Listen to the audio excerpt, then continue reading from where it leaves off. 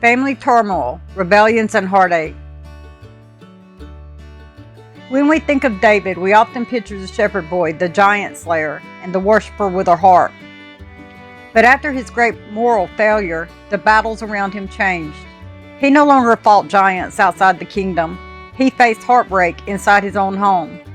This chapter of his life is not about enemies. It is about consequences, family wounds, and a father watching his house fracture. The tragedy of Tamar. David had many children, and among them were Amnon, Tamar, and Absalom. Amnon desired his half-sister Tamar. Instead of resisting the wrong, he planned it.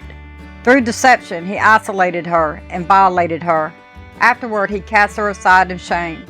Tamar's life was shattered, and David, though angry, failed to bring justice. Silence in leadership often plants seeds of disaster. Absalom's revenge. Absalom, Tamar's full brother, waited.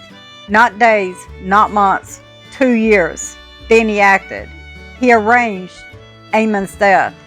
Justice was not handled by the king, so vengeance was taken by a son. Absalom fled into exile, and David mourned both sons at once, one dead and one gone. The rebellion of Absalom. Eventually, Absalom returned to Jerusalem, but the relationship was broken. Instead of reconciliation, bitterness grew. Absalom stood at the city gate, winning the hearts of the people, telling them the king did not hear them anymore.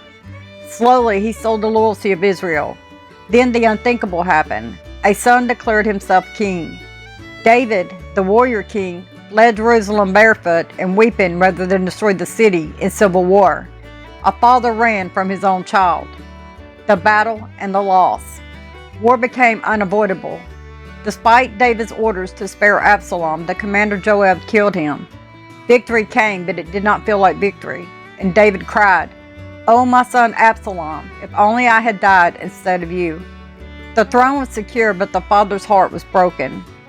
Peace did not last. A man named Sheba led another uprising, dividing the nation again before it was finally put down. Later, even near David's old age, another son, Adonijah, tried to claim the throne before the king's passing. The conflict inside the family never truly stopped. And the meaning behind the pain. David was forgiven by God, but the prophet had warned that turmoil would rise in his household. And here we see it. Unaddressed wrong leads to vengeance. Bitterness grows into rebellion. Power struggles destroy relationships. And David the king could command armies, but David the father could not command hearts. This part of David's life is deeply human. Great victories in public do not guarantee peace at home. His story teaches us, justice delayed becomes conflict multiplied.